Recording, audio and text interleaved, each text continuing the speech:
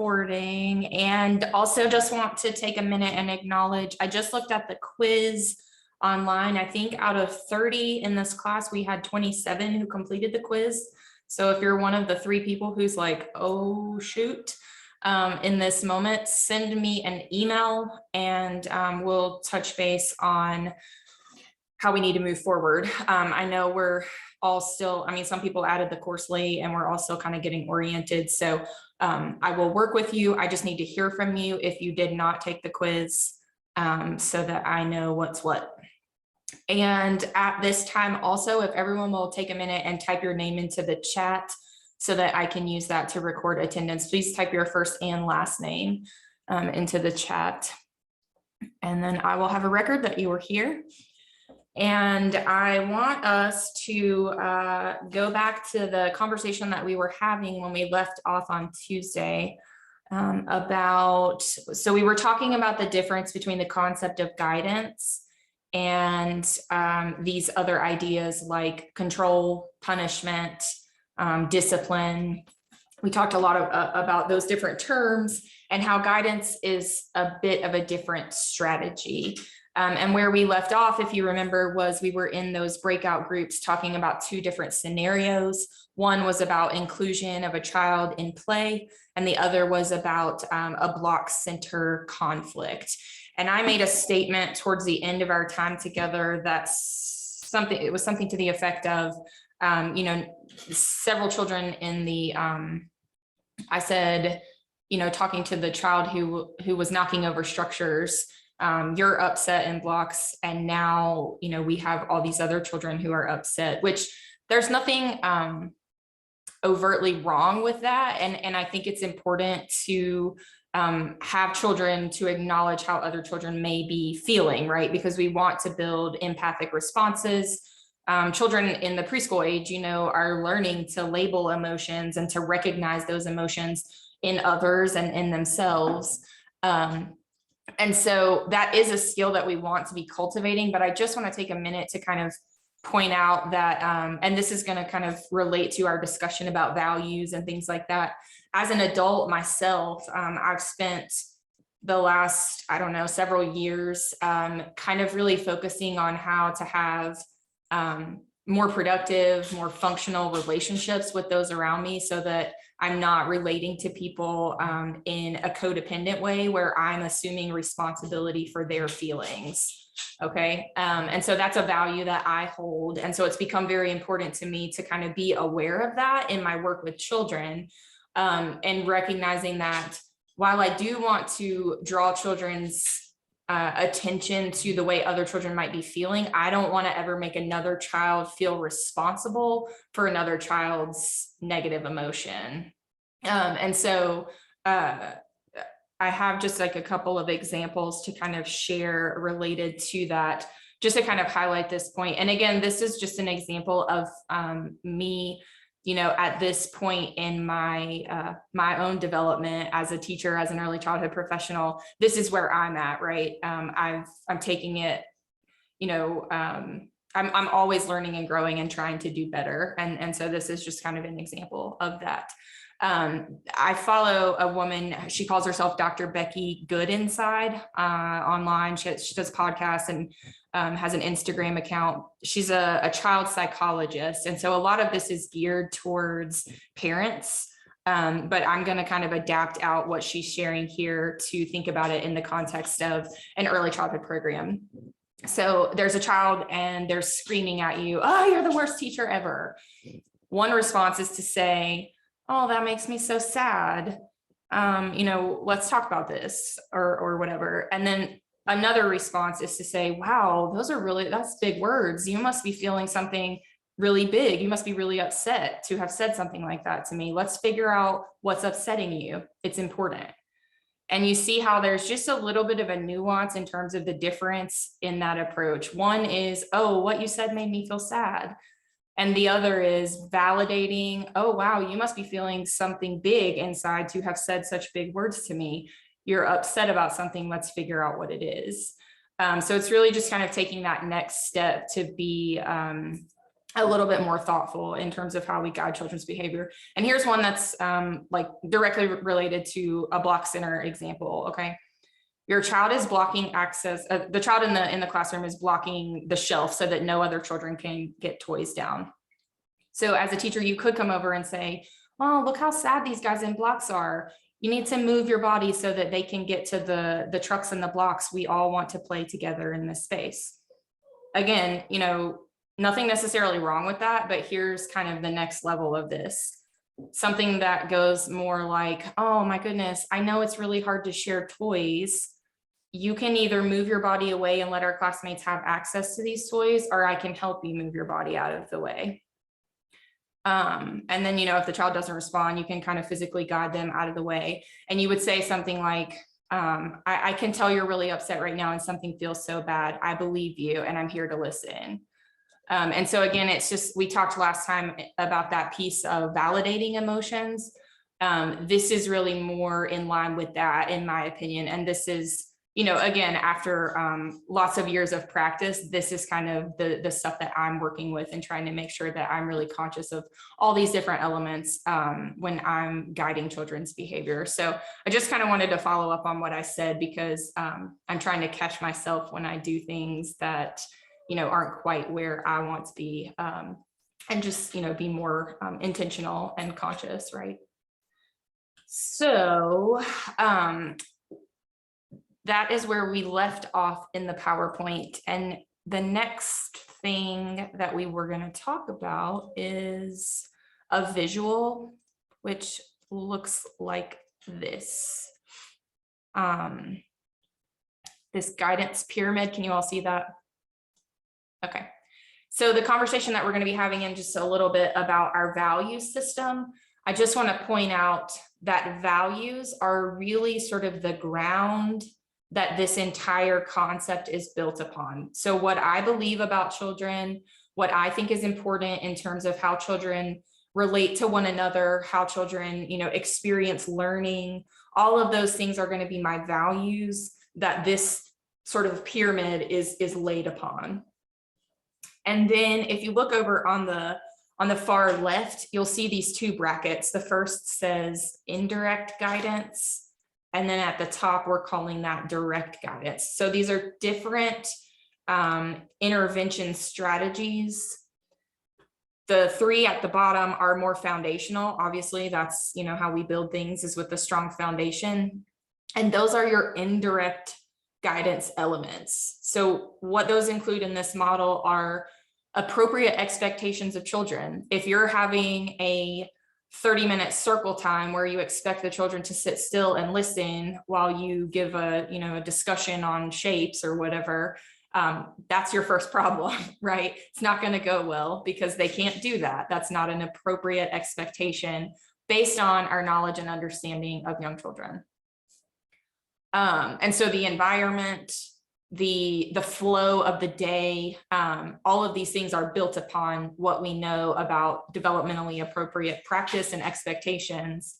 And so that's why environment comes in next at that next tier. Again, if you have a classroom full of, you know, materials that children can't get to, and so they have to constantly ask for support or for help, or you have an environment where the children are not supposed to be touching things, but they're in the children's space, those are all going to create circumstances that require, you know, intervention. And so we really want to be thoughtful in that our indoor and our outdoor environments promote positive behavior. They should be set up for children so that children can just freely access and be independent in those spaces.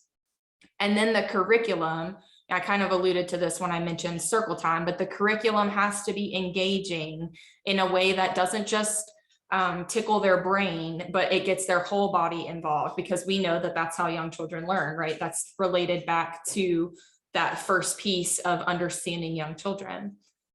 So these three components in place, if you have appropriate expectations, you have high quality, appropriate environments, and then you have an engaging curriculum, that is going to do a lot of the work for you. You shouldn't have to be managing too much in the way of, you know, major behaviors. you're just going to have, and that's not to say that there won't be the child with challenging behaviors and typical conflict that arises with young children, but that foundational piece is so important to kind of managing the whole group in an effective way. And then, you know, if you do have challenging behaviors or that child that needs additional supports, then you move up the tower, the pyramid, to those 3 levels of direct guidance. I'm sorry, you guys, my dog is freaking out at the moment. You're just gonna have to give me 1 second.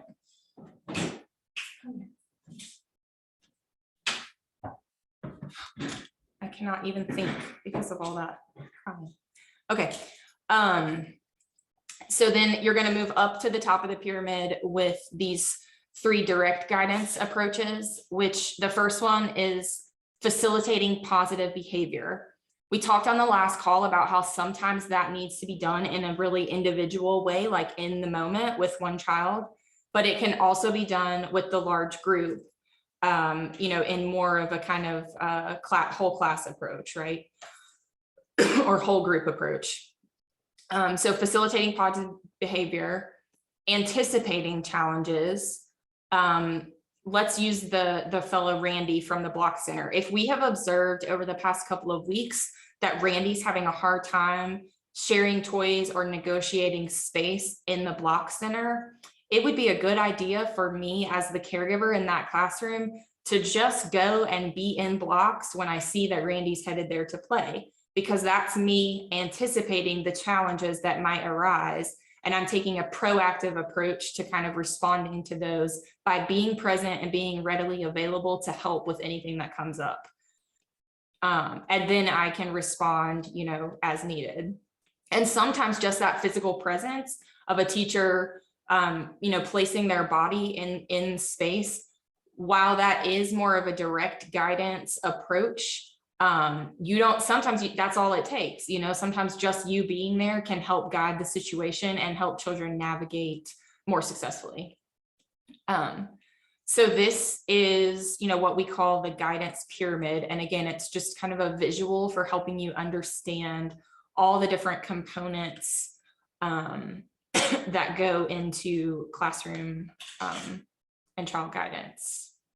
Does anyone have any questions or ideas related to this?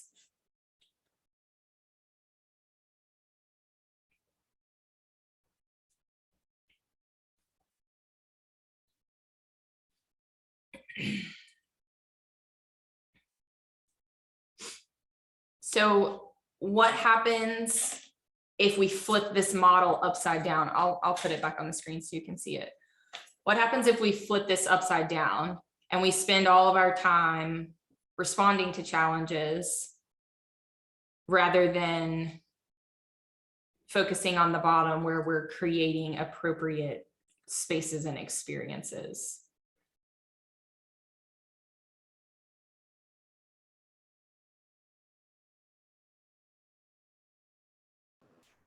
I think, so you're saying like, if you were constantly responding to challenges, I think it would be like, they wouldn't really learn anything because it's just like, oh, you're doing that, stop doing that.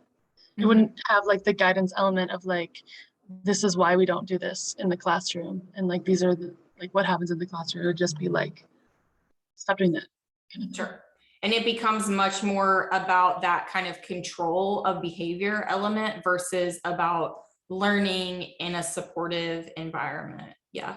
And so early childhood professionals who take the time to establish these bottom pieces, they're going to have much fewer issues to deal with in the long run anyway, because, you know, the children are going to be learning and be, you know, kind of feeling that supportive environment that's going to help guide their behavior without necessarily those direct pieces. Okay. So when we think about our approach, so me as a person, how I approach guiding young children, one thing that's going to impact that is my understanding of child development.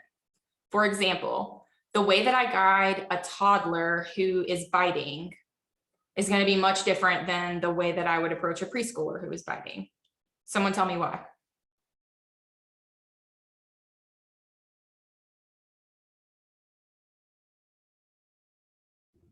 because at different ages that would be like viewed as acceptable or unacceptable? Sure. If we think back to like really basic theories of child development, Freudian theory tells us that in the 1 to 2 year old range, children are in that oral phase of development. They're putting everything in their mouths. That's how they explore the world. They're also cutting teeth, and they just have a lot going on in that, in that part of their body. And so it's more developmentally appropriate to expect that toddlers also lack language. A preschooler can say, please back up, I was trying to use that, or whatever, some version of that, right? And a 1 year old may not be able to say anything. And so, there's just these very different levels of development that come into play. And me as a practitioner, me understanding those levels of development is a big factor in how I'm going to guide children's behavior. My own personal values. I gave you an example of that before, with the notion of, promoting independence rather than codependence. That's a value that I hold personally now as an adult in my 30s. And it shows up in my work with children. Other things that go along with values are like our own ideas about what is right, what is desirable in life. These are acquired through our own experiences, through the people that raised us. There's a lot of things that kind of go into how we come to hold things as values. And then there's also kind of a societal component to our values. Many of us living in this culture or in the same society, we share similar values like, life, liberty, and the pursuit of happiness. That's an example of kind of an American ideal. Freedom, those are things that we as a people sort of tend to hold dear. And so those can show up also in our actions and our interactions with young children. Our personal beliefs, a hot topic as, kind of a mother, co-sleeping, breastfeeding, these type of things that are very closely related to people's personal beliefs. Again, they guide how you are going to, interact with your children. If I very strongly believe that co-sleeping is not safe and it is not the model that promotes independence, and sleep routines, healthy sleep patterns, whatever, I'm going to be the mom that, is more rigid in terms of making my child lay down in their own bed, having a set bedtime where I won't respond to them if they're crying because I believe that they should be sleeping through the night. Those are examples of how, personal beliefs show up in parenting in particular.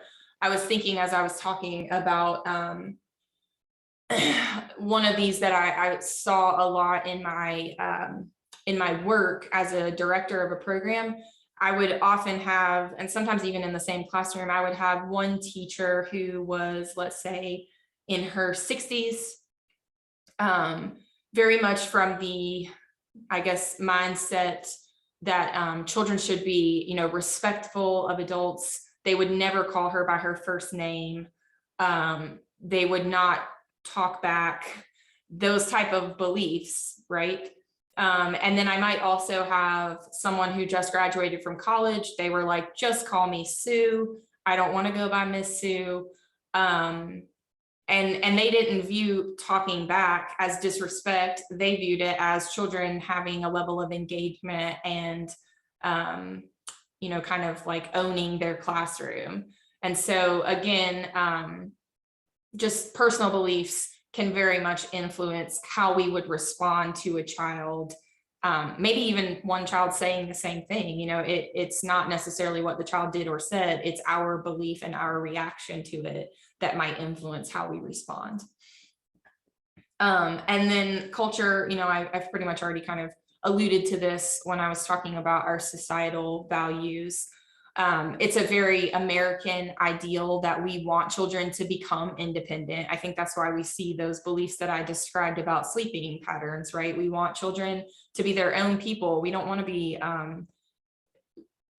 responsible for helping them, sleep through the night. That's just something that some people expect that to just, sort of happen as a child develops.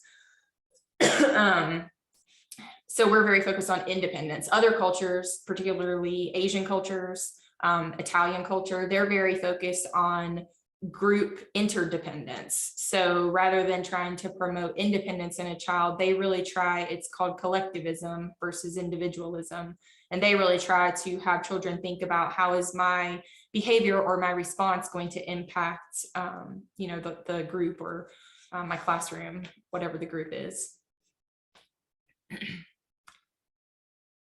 So those were all factors that will influence your approach to guidance. And then we're going to talk for just a few minutes about the goals of guidance. So, we've described how guidance is different from control or from punishing behavior. So what is the point of guidance? A lot of this has come out of our conversation already, but it's that we want children to be able to take charge of their own behavior and to do the right thing or to make the right choice, even when no one is around. That's called self-direction. We want them to be self-directed in their actions and in their interactions. We also want children to care about others and to be able to get along with people. There's a relationship or a relational component to guidance. And then kind of at the end of the day, the long-term goal is that we want children to be able to achieve satisfaction, or a psychological term for that is called self-actualization. But we want them to feel like their work and their contribution to the group matters. So those are kind of at the end of the day, the three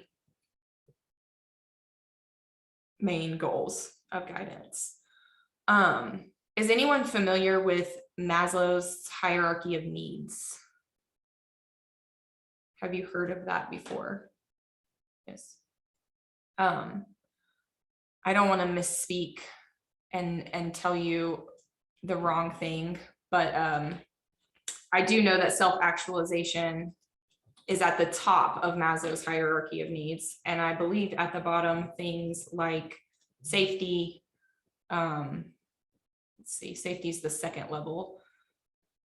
I can't see that very other. Physiological needs are at the very base of it. So, you have to have food, water, rest, those type of things, safety, belonging, and love. It goes all the way up to cognitive, aesthetic needs, and then self-actualization is up at the top of his pyramid of ideas. And so again, that's kind of like the long-term ideal, is that we want children to reach this sense of self-actualization, satisfaction with themselves. I think I said on the last call that I had a quote that would sort of speak to this idea of, how do we achieve the right, I guess, outlook on guidance. And this really sums it up for me. It says, if a child doesn't know how to read, we teach. If they don't know how to swim, we teach. If a child doesn't know how to multiply, we teach. If they don't know how to drive, we teach. If a child doesn't know how to behave, we fill in the blank. We teach, right? We don't punish, we don't discipline, we teach, or we guide their behavior in a way that helps them learn. All right, so I have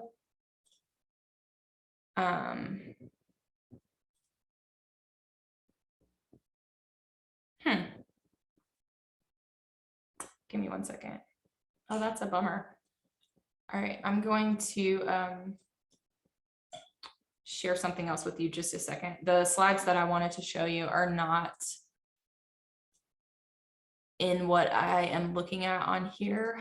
So I'm going to open something else up because I want to show you these visuals. I think they give us some really good conversation points. Here we go.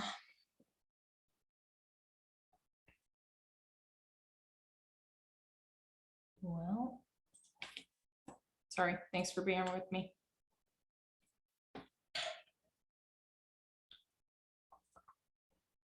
All right. Imagine that you are maybe babysitting because this picture, I think, is clearly happening in the home. Okay.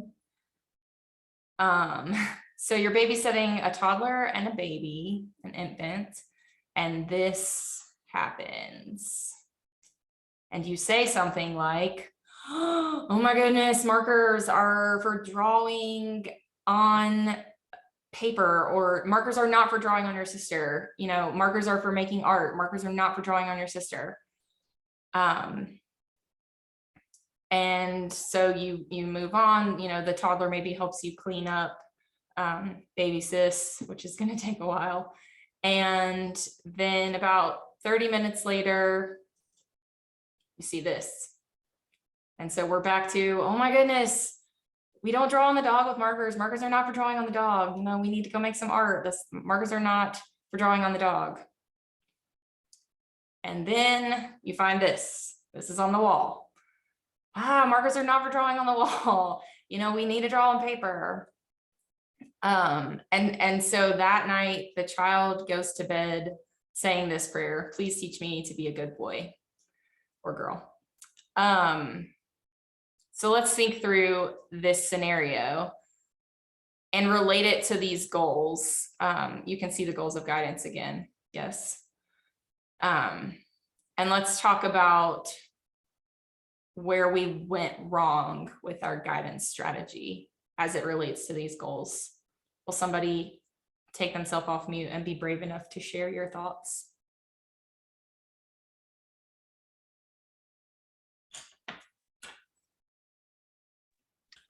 Whenever because I work with kids a lot at home, and I try to guide them in a situation where they've like made a mistake or maybe done something wrong.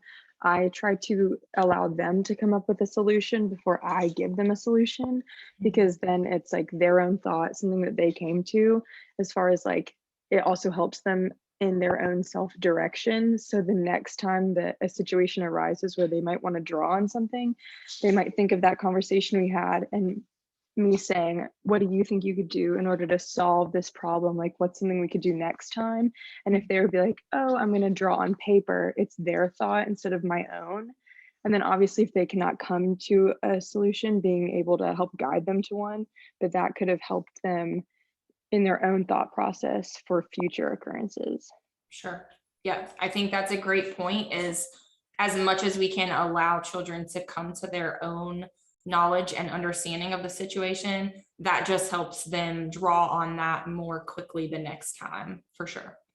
And, you know, like you said, being there to support if they're not able to figure out alternatives, then that's kind of when we step in and help guide the process. But yes, I think great point. Letting them develop solutions is key. Other ideas as we think about, so she mentioned self-direction. What about this idea of relationships? I'm thinking about that poor baby's face. What are your thoughts on how do we kind of weave that in?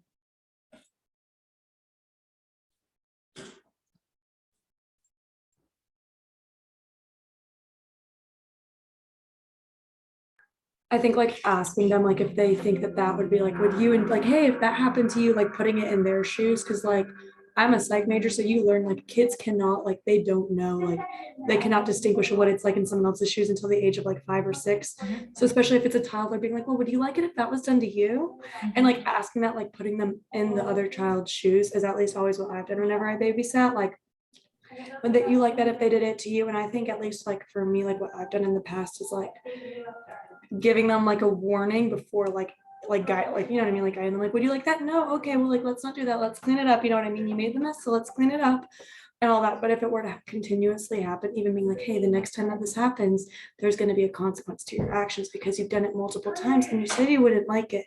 And like, you know what I mean? Kind of explaining the why of their like consequence, even for that. And I feel like guiding them along that way too. But I think just asking them to put it in the other child's shoes is at least how I would. Yep. I think creating that empathic response, which is what Isabel is talking about, when it's kind of an abstract concept for children, like she said, to think outside of themselves. They're not able to do that until a little bit more into the preschool years. And so certainly, you know, drawing attention to how that might make them feel. And also, I always try to relate back to safety. I tell my children, my number one job as a mom, as a teacher, it doesn't matter what my circumstances with children are, my number one job is to keep you safe. And I can't let you do something that's not safe. I just can't, because that's my job, is to keep you safe. And you know, when I think about what we're gonna have to do to clean the marker off little baby's face, there could be some, you know, not safe elements to that. And so I would draw the toddler's attention to the fact that, you know, what we've got to do now to Sissy's face could hurt her. She could get soap in her eyes. She could get water up her nose.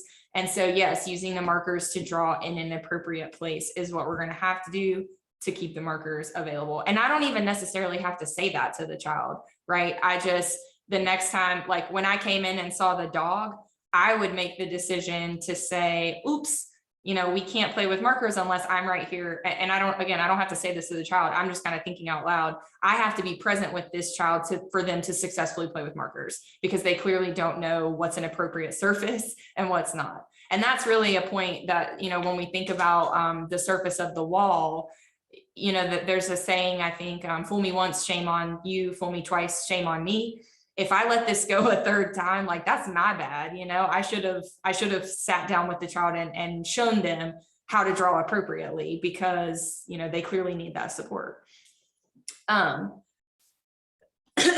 so, you know, the self-actualization piece really points to like this slide is not necessarily what we want a child to go to bed ruminating on, right? That they're perceived as the bad child who made bad choices during the day, and that they need to do better. Really, a guidance situation that has come off well doesn't leave the child feeling like that. It just, you know, they move on and they have a fun experience drawing with you on paper or whatever surface area you provide them with that's appropriate. And then they feel that sense of self-actualization that sounds like, I'm able to achieve satisfaction through my work and make productive contributions. And I might even say something like, I try really hard to use that kind of validating language, like, oh, you have really good ideas that you're wanting to draw out. Let's get you some paper to draw on, you know, and validating that they are making productive contributions. We just have to rein it in to put it on the right surface area. All right. I will go back to the PowerPoint that you guys have, which looks like this. Okay. Oh dear.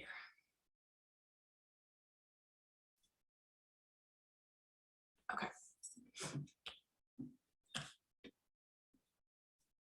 And we're talking about developmental perspective. So I've already said your understanding of child development, of appropriate expectations for children, all of that is going to come into play. And then, you know, at times you might find yourself interacting with a group of specific children, a child with a disability, children who are second language learners. There might be specific groups of children in a setting, and that's going to influence or impact, you know, how you respond in different guidance situations. We're going to kind of start shifting our thinking now towards more of this values conversation. So what we just talked about was all from chapter 1. And now we're going to be moving kind of into chapter 2 content, where we think about the values that influence how we guide behavior. I think that I would like for you guys to spend a few minutes, maybe jot down these questions, or if you can look at them while you're in the breakout rooms, if you have this available on your own device. I want you to just have some conversation with peers about your family or school, whatever expectations during meal times. How and when did you become independent in terms of self-help, like dressing yourself? What were considerations of misbehavior in your home? How was that handled?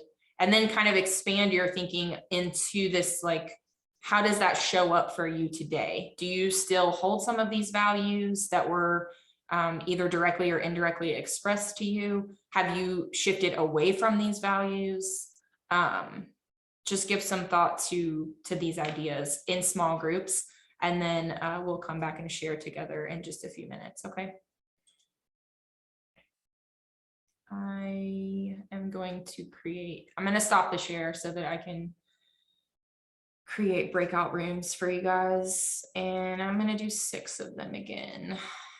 That'll give us 5 or 4 each. Okay.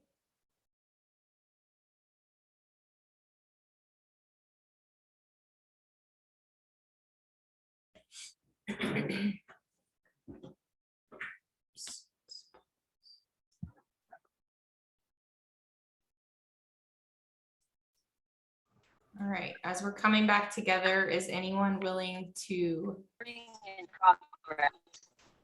share on any of these expectations during meal times, self-help skills like dressing oneself, or misbehaviors? Anything you remembered that you want to talk about as an example? My group only got through the first question, but I was the only one that had like a different perspective. The other 3 said that their whole families kind of were expected to sit down and eat together, no matter what time it was. They said that even if they were really busy, then and it was late, then they would still sit down and eat together. 2 of them, they did sports, and if it was late, even like 8 or 9 o'clock, then their families would still sit down and eat together. And one said, like, it started out where it was, even when they were young, that was the expectation, but it kind of progressed as they got older to where it became more lenient. Sure. And when I was really little, I could come and go from the table as I pleased. Like, my plate would sit on the table for hours, and I would just kind of pick at it. Okay. And my mom would wait for hours to do the dishes until I was done. Yep. And my family never really sat at the table. Like, we eat in the living room and just like converse with each other. Okay. So that was like our main difference. So. And that's a really clear visual of the different kind of family values around mealtime, maybe what it means for the family group, and also a way of eating, right? Meals versus kind of this grazing approach. And again, there's not necessarily a right or a wrong. It's just 2 different schools of thinking on how this can manifest itself. Yes. Did any groups get further along down to dressing themselves or misbehaviors? My group got to dressing yourself, and we couldn't really pick out like a certain age. But we said maybe like 2nd, 3rd grade, when you start like testing and stuff, like you finally have that foundation of like the new trends of what people wear and like different places where people buy stuff, and you get to where your parents let you start choosing your own clothes instead of them like laying out and having it ready for you to go to school every day. Sure. Yeah. And it's interesting to me. So as a mom, even with, I have 2 girls, and with my first child, like she had a full head of hair when she was born. I mean, a full head of hair. And I put a bow in that baby's hair like she was an hour old, right? And she wore a bow until she was 5 years old. Like, anywhere we went, she had a matching bow. That was just like part of her persona, and she if I didn't do it, she would be like, I need a bow. That was, it was like her by the time she was 3 or 4. And with my youngest, just totally different. They came into the world totally different. They've been totally different in terms of their personality, but also my oldest, we never went anywhere that she wasn't in like a set, you know, matching leggings, a cute little top. Like she always looked put together, and she never had the inclination to do anything different. Where my little one, from the time she's been, I mean, probably less than a year old, she was putting her own shoes on, and she dresses herself. She picks out whatever she chooses. It very rarely looks like a set, I will tell you. But it's just like, it's not something that I'm willing to, you know, try to be. I don't want to make it a different way. It just is the way it is. But for my 7-year-old, she still wants me to pick out what she wears so that it matches and it looks like a set. She puts her clothes on, obviously, but I still help her pick those out. And my 3-year-old, 4-year-old now, she's completely independent in that regard. And so that's just I'm just sharing that to say that sometimes it can even just be different and nuanced within the same family, just because of different personalities or different, you know, the child's desires are just different. My 7-year-old would not feel comfortable going out if she didn't have her clothes put together the way she thought they were supposed to look. And so she still wants my help with that. But my little one is like, no, thank you. What about misbehavior? Let's think about that. And even if you didn't get a chance to share, if someone would be willing to share an example of misbehavior and how it might have been handled. So I grew up with an older brother, and misbehavior for us was like wrestling, yelling, pulling each other's hair, especially when we were younger. Mm-hmm. My parents were more disciplined on him because he was older, and so he would catch the brunt of the trouble, but I didn't get in much trouble, and so when I was in trouble, I normally got like timeout, or like I got popped, or definitely not as like serious as he ever got in trouble. And that's part of because he was older than I was, but also because I think I was the girl and I was young and the Sure. baby. Yeah. So you just brought up a couple of interesting ideas. Rough and tumble play. We do see that more prevalent in boys, but there are some girls that love to get down on the floor and romp around, you know. And I'm a believer that there, especially when we're talking about in an all-day childcare program where children are spending more time with us during the day than they spend at home, I think there needs to be some space for that to appropriately and safely happen to an extent, because that is a type of play. There's a ton of research out there that suggests that that type of play is in fact beneficial for children in terms of physical development, socially and emotionally relating to one another. You can do research on that on your own time if you're interested in rough and tumble play. But there are important differences. I think, again, you kind of spoke to that developmental piece in terms of my expectations for, let's say your brother's 8 and you're 4. My expectations of an 8-year-old are going to be different than my expectations of a 4-year-old. I kind of work with that in my own life with a 7 and a 4-year-old. Sometimes my daughter's like, why does she not have to? And I'm like, because she's not 7 and I know that you can handle this. I know that you can do this job. And so I'm asking you to do this job. You know, you can't always compare yourself to the other children. And I used to tell, I'm just kind of talking right now, but I used to tell children in my classroom, they would say, that's not fair. He got such and such. And I would always use this phrase, fair doesn't mean everyone gets the same thing. Fair means that everyone gets what they need. And I don't mean that necessarily, Jessica, in your example of punishment, but I just mean, you know, what I do for my 8-year-old it can't always be the same as what I do for a 4-year-old. And that plays out in your classroom too. Sometimes children need additional supports. They need more time to do something. And just because, you know, I'm not being unfair in giving different people different things that they need to help them be successful. But another point that you kind of spoke to in your sharing there was about gender differences in terms of how we do guide and manage behavior. There's also a lot of research out there about gender stereotyping, you know, being more punitive for boys who are doing this kind of rough and tumble play. And that follows children, you know, all the way into high school, that the way teachers interact with them as boys is often different than the way teachers interact with them as girls, as females. So again, that's just a kind of a nugget that you can do more digging on your own if you're interested in that concept, but something to be aware of for sure in our interactions with children is, are we relating to boys and girls in a similar way and not differentiating based on gender. Anyone else willing to share an example?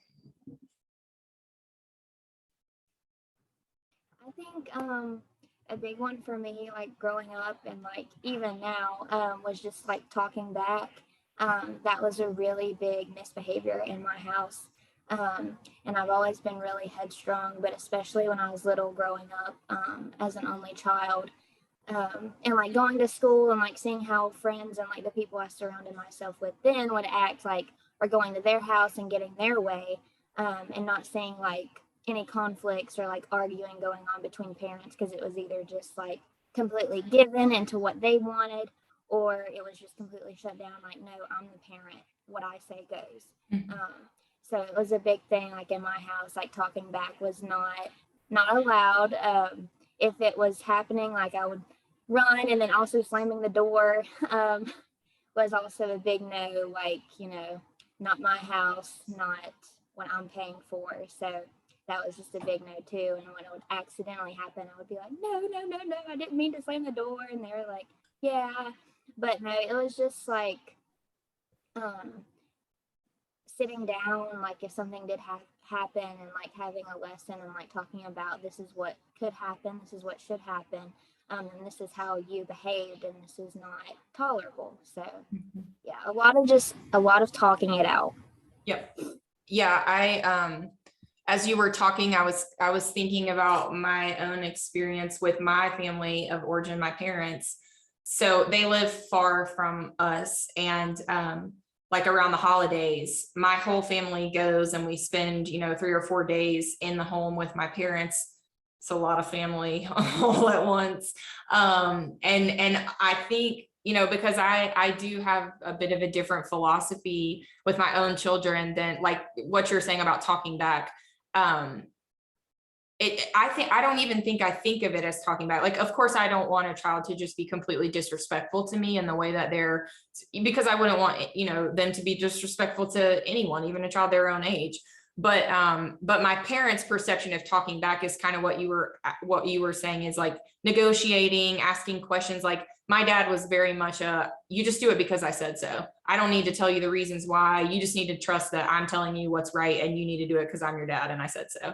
And for me, I would rather develop a relationship with my children where I want them to want to know why. I don't want them to blindly follow what authority, I want them to have their own ideas and be self-directed, maybe a little bit more than what I was growing up. And so I can just tell, and it's been explicitly said to me by my parents that, I just, they hope that it all comes out in the wash because of, I'm so tolerant of, but again, it's a different value that I hold, right? I'm not trying to cultivate obedience as much as I'm trying to cultivate making good choices.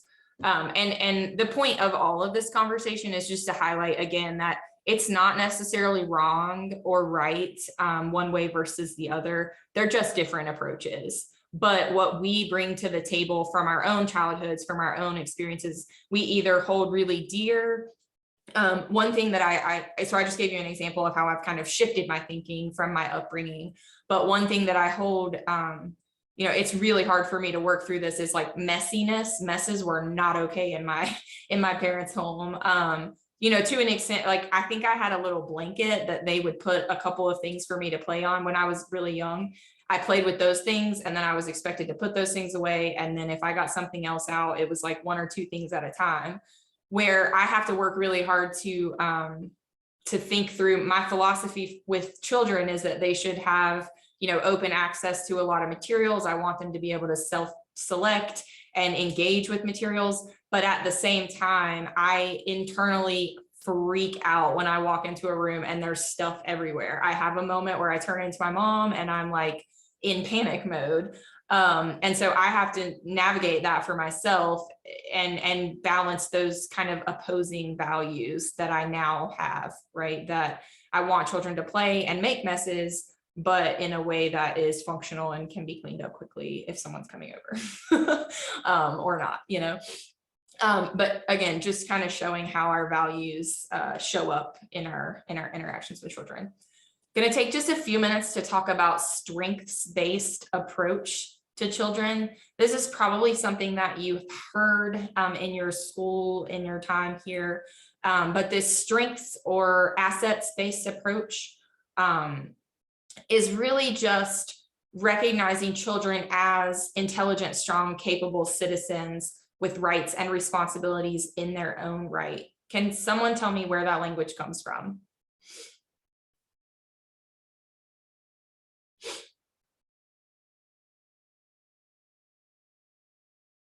That's the Reggio philosophy, right? That's what the folks in Reggio believe about children, and it impacts all of what they do with children, how they set up spaces, how they guide and interact with children, what they think children can do in terms of, you know, activities and engagement. But that's a strengths-based approach. We see them as strong, capable individuals. We also want to recognize and encourage healthy and positive behaviors. So one big component of guidance is that we're focusing on the things we want to see more of and not focusing on the behaviors that we're trying to minimize.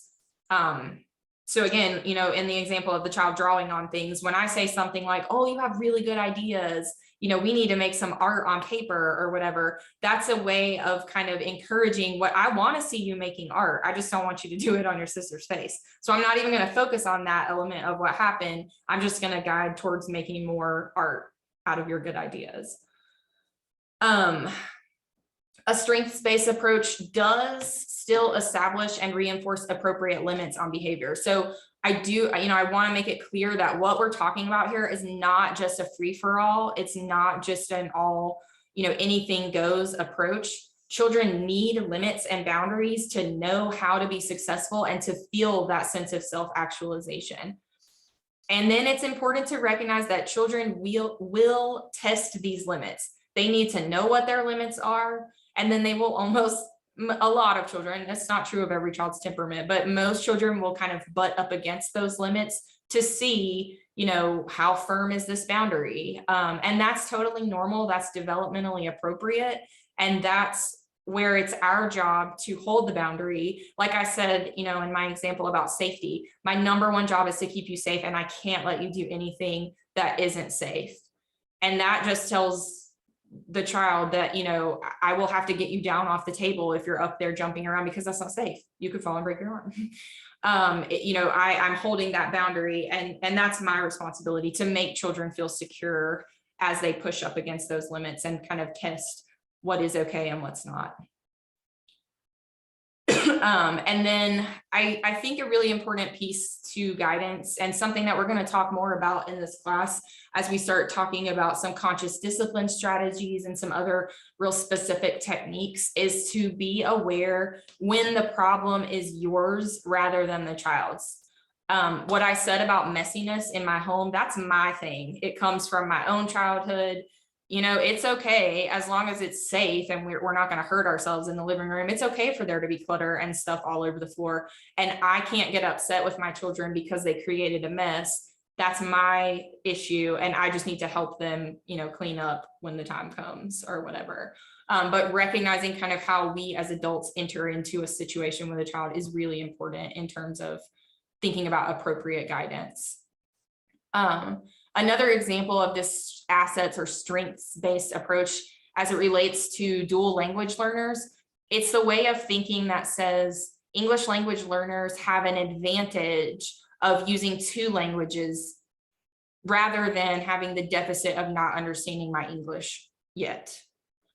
And so you can see when I say that out loud, how that kind of thinking is going to change the way that I interact with dual language learners. Okay, it's going to be different. My interactions are going to be different when I believe that children have a positive experience by having 2 languages rather than a deficit. Give me just.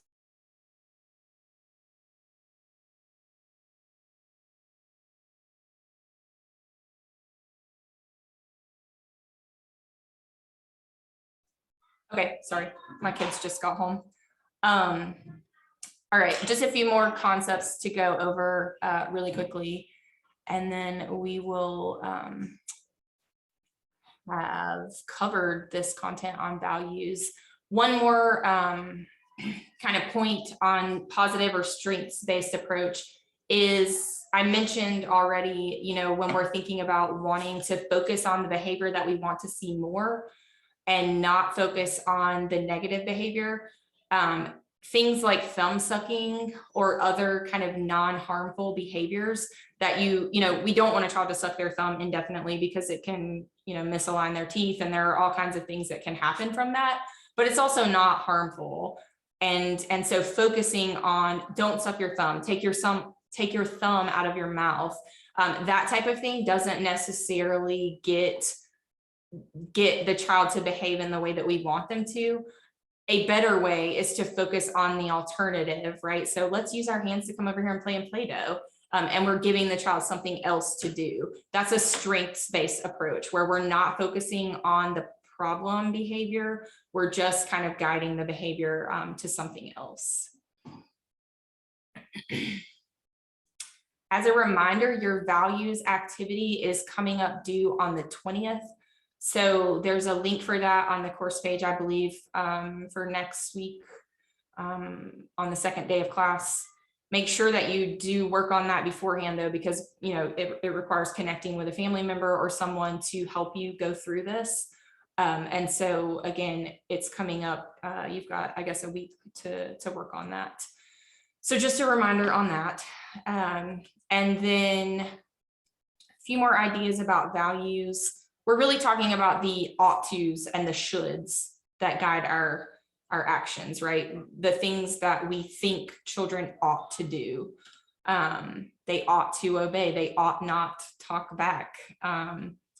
Another one, families should participate in school activities. That's a value that we often hold as educators. And so, you know, when we have a family who isn't able to do that or chooses not to do that, we have to figure out how, you know, how to navigate that with them based on our value that they should be doing something that they're not.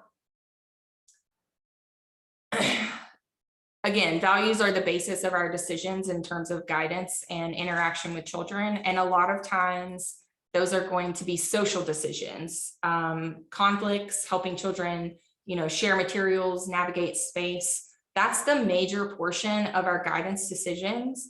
And these are not always clear cut. There's not always a right or a wrong answer. Sometimes you're just kind of presented with a choice and you have to make a decision on how to guide behavior, and your values are going to influence that. Then there are educational decisions. These are usually more technical, like what curriculum am I going to use? What are the goals of this interaction? What therapeutic strategies or interventions will I use if I'm working in early intervention? Those type of educational decisions are also values-based. You know, if I value music, I'm going to focus on that in my classroom, and I'm going to bring that in a lot of the things that I do in my curriculum. And then finally, I have this idea of resource decisions. How you allocate money, time, space, those type of things is also based on your values. So if I was an administrator for a Head Start program, I would get to spend large amounts of money, you know, that were coming from grants or leftover funds, and it's my value system that's going to guide how I spend that money. Am I going to spend it on outdoor learning environments because I really value those? Am I going to spend it on family engagement, you know, settings and situations because I want to bring families in? My values are going to determine how I move forward. I just have this included in here so that you can be aware of it. everyone knows, I hope, what NAEYC is, the National Association for the Education of Young Children. We also have the CEC, which is the Council for Exceptional Children, and then DEC is the Division of Early Childhood. It's linked under additional resources on the course page, but each of these sort of agencies or bodies have their own professional standards. They have ethics statements, and they're all related to sort of the values that we as a field hold, okay? This is like really our values in practice, and these values define what we believe experiences for children and families should be, and then kind of how we're going to come to those. And so before we go, I want to shift our conversation to this idea of ethics and ethical dilemmas, ethical decisions. Do you guys have your textbook handy? If you do, and you want to open up to page 32 and 33, there's discussion about ethics in practice, values in practice. And I want to share an example so that we can kind of think about this. And this is real life example. I think I can certainly say that I've kind of worked through something along these lines in my work in early childhood. So the scenario goes like this. Catherine is a single mom who works full-time, receives support from county services to cover the cost of childcare in a family childcare home for her 3-year-old Shannon. Catherine becomes very upset recently when her daughter Shannon came home with a torn dress and purple paint, which did not wash out, on her blouse. The family childcare provider, whose name is Shelley, listens sympathetically to Catherine, the mom's concerns, and promises to help Shannon take better care of her clothes.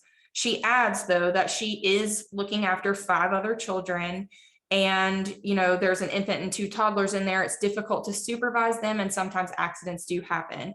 She also reminds Catherine that her written policies emphasize that many active and creative and messy experiences are going to be happening at the center, and she encourages parents to send them in play clothes. The mom, Catherine, begins to cry and says, "You just don't understand. I only have a few outfits for Shannon, and I can't afford to buy more. If my former in-laws see her in shabby clothes when she spends the weekends with her dad, they will think I'm a bad mother, that I can't take care of her on my own. I'm doing the best I can, and I'm asking you to help me. Please don't let Shannon roughhouse or paint anymore."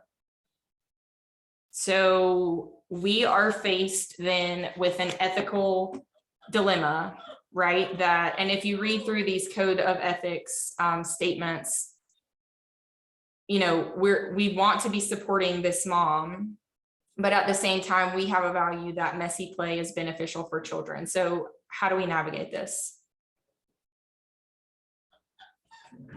I feel like to avoid like that situation, I mean, you still like want her to play and have fun. So like maybe hold like a change of clothes, or like a kind of like a bigger t-shirt to throw over her clothes that she has on, or just maybe have her changed to play, and then when she's done, change her back into the clothes she came in. Yeah, I think that's a great idea. And if we can't ask the family, and some families that is their circumstance, they can't provide extra clothing, they can't provide rain boots for taking children outside on rainy days, and so it becomes a decision of the program. And when you think back to how am I going to allocate resources, if I truly value those type of play experiences, I think it was Jessalyn that said, we want her to be able to participate in that type of play. And so I then need to spend some money on providing appropriate resources that allow her to still get messy, but not ruin the clothes that her mom is saying, she can't provide duplicates of. There are several other examples in the text that you can read through, or maybe already have, and thinking about, how these kind of decisions come up and how our values play into those. But I do think I've had to navigate several of those in my work in the field. And, you know, it really comes down to just trying to do the best for all parties involved. And again, you know, there's usually not a right or wrong. It's just we do the best we can to navigate those. Let me give you one more before we go. And this is not so much an ethical dilemma, because compromise in that circumstance was possible, right? I can meet them in the middle and I can still provide what I want to provide for the child and still help meet mom's needs. But if I have a parent who wants their child, let's just use, you know, spanked.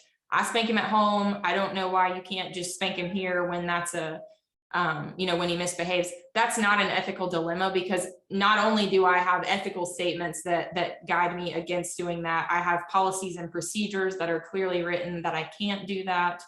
And then I have, you know, legal entities, right? The Division of Child Development does not allow us to use corporal punishment when we're caring for young children in a congregate setting. So compromise is not possible in that circumstance.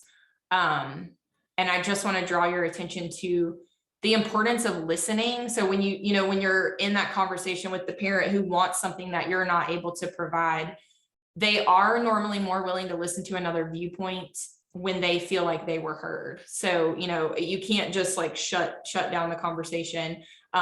You want families to feel like you're hearing their values. And then, you know, you can't in that circumstance reconcile the difference. You can't give in, but the way that you communicate around these ideas is important as well. Okay, I think that is all that we needed to discuss.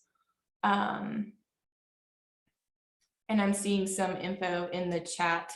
Thanks, guys, for chiming in when you couldn't talk out loud. I appreciate that. So as a reminder, next class, you have another quiz.